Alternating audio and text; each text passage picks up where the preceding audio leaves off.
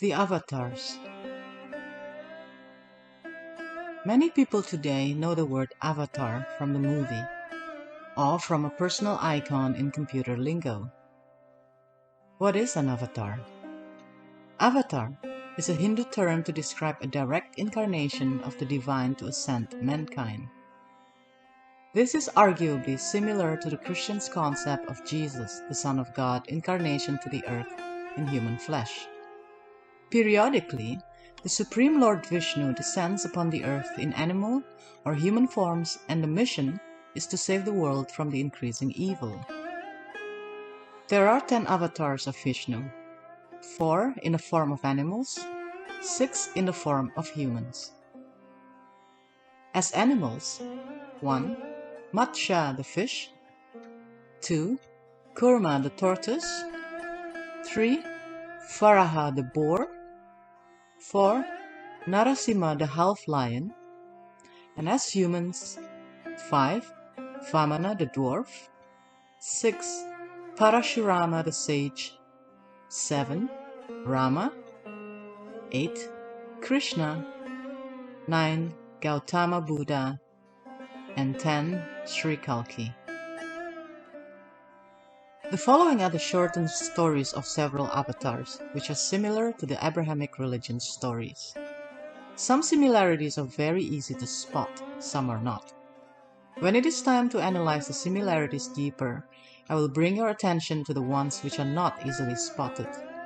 At this point, we just need to know the stories first. Matsya the fish, the first avatar. In the earliest era of Satya Yuga, a king named Manu, the first Manu, performed severe penance for thousands of years. One day, as he was performing ablutions with river water, a small fish came into his hands, and just as he was about to throw the fish back into the river, the fish requested Manu to save its life. Heeding its request, he put the fish into a jar of water, but the fish started growing and the jar was not big enough for it. Then he threw it into the river, but soon it outgrew the river. And then he threw it into the river Ganges, and then into the ocean. Now he realized that the fish was Lord Vishnu himself. Then the Lord made an appearance and made a special request to Manu. He predicted that the world would come to an end by a huge flood in 7 days, and requested Manu to build a huge boat and take the 7 sages or hermits, 4 worlds, seeds of all plants, 1 animal of each type, and told him that he would appear as a fish to propel the boat to Mount Himavan for surviving the flood to the next Yuga. After 7 days, the Lord appeared and the king tied the boat to the fish by using the royal serpent Vasuki, and the fish took all of them to Mount Himavan and kept them there until the flood was over. Then, like Noah, he started procreation for the new era. As the 7th and 8th avatar, God Vishnu incarnated as Rama and Krishna, respectively. Their stories are told in 2 of the most well-known Hindu traditions, called the Ramayana and Mahabharata. The stories are long, filled with intricate details and genealogies. It is really important to know these 2 stories if we really want to study Hinduism and also for our further comparison studies. Therefore, I'm sharing with you both stories in the most compact manner, and I try to mention as few names as possible to simplify our study. Rama, the 7th avatar. According to Hindu tradition, the Ramayana took place during the Treta Yuga. It started in Kingdom Kosala with a capital city called Ayodhya. At first, the king of Kosala had 1 queen, but after a long time without bearing a child, he married a second queen, who agreed to marry only if their first son would be made an heir to the throne. However, this second queen also remained barren for a long time. Thus, the king married a third queen who alas was also barren. Only after performing a fire sacrifice were 4 sons born. Rama to the first queen, after that Bharata to the second queen, followed by twins called Lakshmana and Shatrughna to the third. When Rama was a teenager, a sage chose Rama to help against demons who were disturbing sacrificial rites. Lakshmana joined Rama and became Rama's constant companion throughout the story. On their journey, Rama and Lakshmana joined a contest to marry the beautiful Princess Sita from another kingdom. The king had an immensely heavy bow, a gift from god Shiva, and whoever could wield the bow could marry Sita. Only Rama could wield the bow and even broke it. Thus, he married Sita and returned to Ayodhya. After Rama and Sita were married for 12 years, the king wanted to crown Rama being the first son of the first queen. However, the second queen claimed the promise of the king to pass the throne to her son, Bharata. Rama accepted his fate obediently, and thus Bharata was crowned as the next king. Still, due to jealousy aroused by a wicked maidservant, the second queen demanded Rama to be exiled into the wilderness for 14 years, accompanied by Sita and Lakshmana. Rama's father passed away unable to bear the grief. Bharata refused to profit from his mother's wicked scheme and requested Rama to return and rule.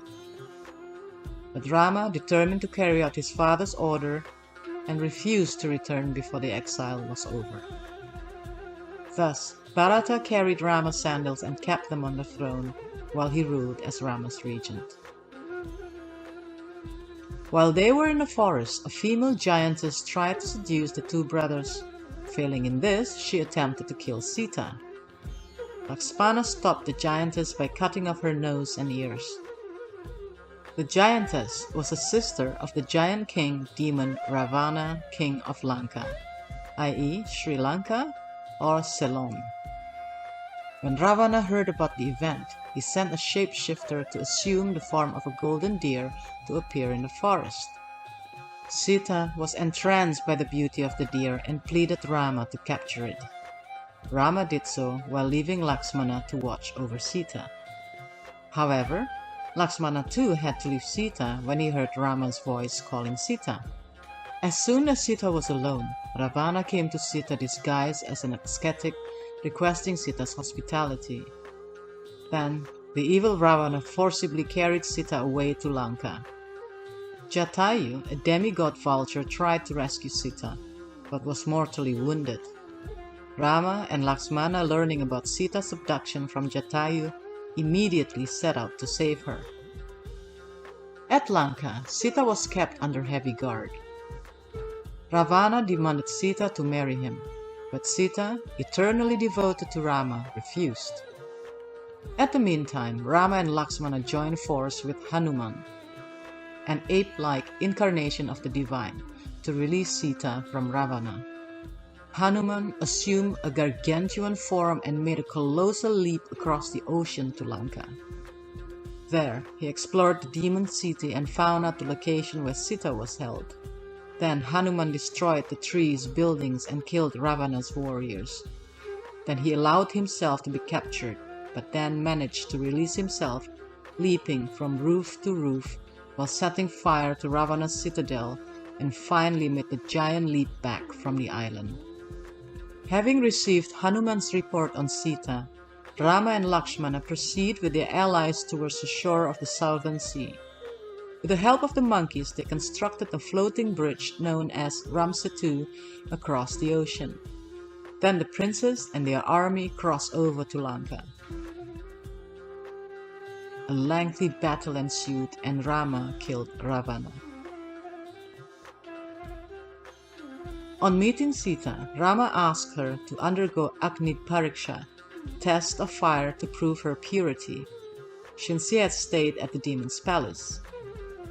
When Sita plunged into the sacrificial fire, Agni, the lord of fire, raised Sita unharmed to the throne, attesting to her purity.